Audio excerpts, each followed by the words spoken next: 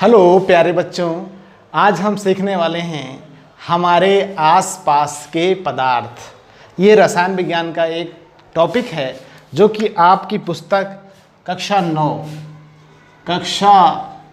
9 की विज्ञान की किताब का पहला पाठ है।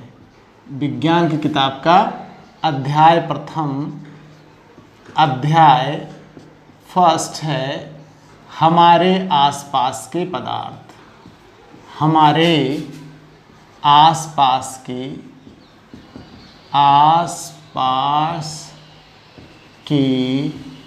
पदार्थ, ये हम अध्याय शुरू कर रहे हैं। तो आइए इसको स्टार्ट करते हैं। सबसे पहले हम बात करते हैं कि हम प्रतिदिन अपने चारों तरफ बहुत से वस्तुओं को देखते हैं, बहुत सी वस्तुओं को देखते हैं अपने चारों तरफ। ठीक है, तो इस प्रकार से जो वस्तुएं हम जो अपने चारों तरफ देखते हैं वो दो प्रकार की हैं। एक को बोलते हैं सजीव वस्तुएं, मुख्यतः दो प्रकार की हैं, ज़्यादा गहराई में नहीं जा करके मुख्यतः दो प्रकार की हैं, सजीव वस्तुएं और निर्जीव वस्तुएं। ओके, ठीक है। सजीव वस्तुएं जैसे पेड़ पौधे, जीव जंतु, ये सब सजीव प्रकृति की बनाई हुई सजीव चीज़ें हैं, सजीव वस्तुएं हैं। तो इनका अध्ययन हम जीव विज्ञान में करते हैं, यानी जिनमें जीवन है उनका अध्ययन हम कहाँ करते हैं? जीव विज्ञान में। ठीक है। और विज्ञान की भौतिक विज्ञान और रसायन विज्ञान की शाखा में, रसायन में और भौतिक में हम सभी कुछ निर्जीव वस्तुओं पर अपना ध्यान केंद्रित करके अध्ययन करते हैं। ठीक है।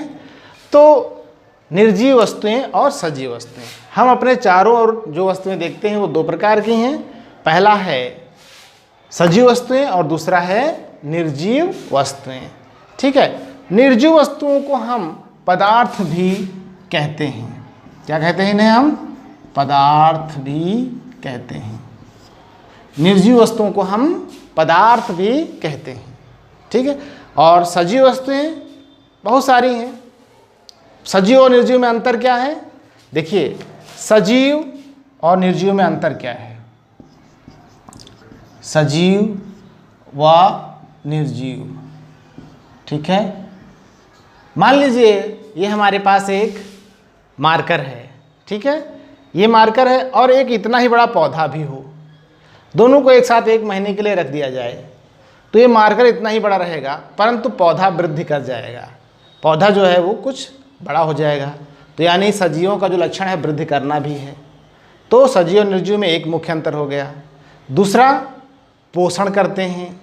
तीसरा, श्वसन क्रिया करते हैं। ये श्वसन नहीं करेगा, पौधा श्वसन करेगा, कोई जीव है कोई जंतु श्वसन करेगा। और अपने जैसे प्रतिरूप उत्पन्न करते हैं। ये अपने जैसा प्रतिरूप उत्पन्न नहीं कर सकता, परंतु एक बड़ा सा आम का पेड़ है और छोटे से बीज से अपने ही जैसा एक छोटा सा आम का पेड़ जन सकता है, उत्पन्न कर सकता है। ठीक है। तो सजीव और निर्जीव में ये बेसिक अंतर है। तो निर्जीव जो है उन्हें हम पदार्थ भी कहते हैं। ठीक। अब पदार्थ वास्तव में क्या होते हैं? अगर हम बात करें कि पदार्थ की परिभाषा क्या है, तो देखिए ये मार्कर है। इसको रखने के लिए अगर प्रश्न हम बनाएं कि पदार्थ क्या है, प्रश्न बनाएं कि पदार्थ वास्तव में क्या है, पदार्थ क्या होते हैं, पदार्थ क्या होते हैं, तो इसका जो है वो सीधा आंसर होगा। आपको समझा देते हैं। ये मार्कर है। मार्कर को हम रखने के लिए कम से कम इसको इसके बराबर स्पेस चाहिए। कहीं पर भी रखना हो, किसी छोटी अलमारी में, किसी बैग में, हमारे पास छोटी सी कोई पन्नी है इससे छोटी, तो उसमें हम इस मार्कर को नहीं रख सकते। हमारे पास अगर बड़ी पन्नी होगी कम से कम इसके बराबर, तो हम उसको आसानी से रख सकते हैं। यानी कहने का मतलब ये कि कोई भी वस्तु है, कोई भी पदार्थ है, वो अपने बराबर स्थान घेरता है। ठीक है। तो सिंपल सी परिभाषा हो गई कि पदार्थ वह है जो स्थान घेरता है।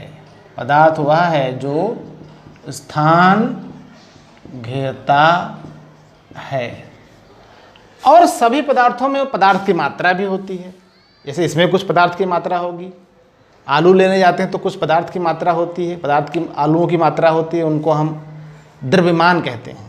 पदार्थ की जो मात्रा होती है उसको हम क्या कहते हैं? द्रव्यमान। और द्रव्यमान को मापते हैं किलोग्राम में। तो ये भी कुछ भारी होगा, कुछ इसका द्रव्यमान होगा। तो उसी प्रकार से प्रत्येक पदार्थ का, चाहे जितना हल्का हो चाहे जितना भारी हो, सबका द्रव्यमान होता है और उस द्रव्यमान को मापते हैं किलोग्राम में। यानी पदार्थ वह है जो स्थान घेरता है तथा जिसमें द्रव्यमान होता है। द्रव्यमान होता है। तो ये है पदार्थ की परिभाषा। अब हम अपने चारों तरफ देखते हैं कि इस कमरे में वायु है। वायु भी एक पदार्थ है, निर्जीव है ना, वायु भी पदार्थ है।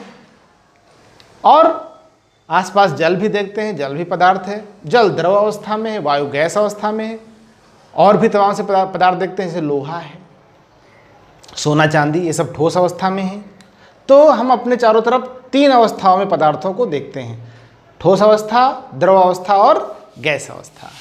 ठीक है। तो प्रश्न बनता है कि पदार्थ कितनी अवस्थाओं में पाया जाता है। प्रश्न है पदार्थ कितनी अवस्थाओं में पाया जाता है। ओके। तो इसका सीधा सा आंसर है पदार्थ 3 अवस्थाओं में पाया जाता है। पदार्थ 3 अवस्थाओं में पाया जाता है। कौन कौन सी? पहली है ठोस अवस्था, ओके। दूसरी है द्रव अवस्था और तीसरी है गैसीय अवस्था। गैसीय अवस्था। ये हो गया बच्चों। ठीक है। तो यानी जो है पदार्थ वो मुख्य रूप से 3 अवस्थाओं में, ठोस, द्रव और तीसरा क्या? गैस। ये 3 अवस्थाओं में मिलता है। अब उदाहरण देख लेते हैं ठोस अवस्था के उदाहरण। ठोस अवस्था के उदाहरण जैसे लोहा, सोना, चांदी, नमक आदि। ये ठोस अवस्था के पदार्थ है। द्रव अवस्था के पदार्थ के उदाहरण जैसे जल, दूध, तेल आदि। गैसीय अवस्था का उदाहरण, गैसीय अवस्था के उदाहरण क्या हो सकता है? वायु, वायु भी पदार्थ है। ऑक्सीजन, ठीक है, नाइट्रोजन आदि। ठीक है। तो इस प्रकार से हमने देखा कि पदार्थ क्या होता है वास्तव में और पदार्थ के कौन कौन से उदाहरण हैं। इस प्रकार से आपको दिमाग में बैठ गया होगा, आप समझ गए होंगे कि हम पदार्थ के बारे में किस प्रकार से बात कर सकते हैं, किस प्रकार से सोच सकते हैं, किस प्रकार से पढ़ सकते हैं। यानी पदार्थ क्या है, कौन कौन से उदाहरण हमारे चारों तरफ देखने को मिलते हैं। तो आज के इस वीडियो में इतना ही, इसके आगे हम कल बताएंगे आपको, कल के वीडियो में आगे पढ़ाएंगे। तब तक के लिए अगर वीडियो अच्छा लगा हो तो वीडियो को लाइक कर दीजिएगा, कमेंट करके बताइएगा आपको वीडियो कैसा लगा, और चैनल पे अगर नए हो तो चैनल को सब्सक्राइब कर लीजिएगा। ठीक है, मिलते हैं आपको एक नए वीडियो में, तब तक के लिए have a nice time, bye bye.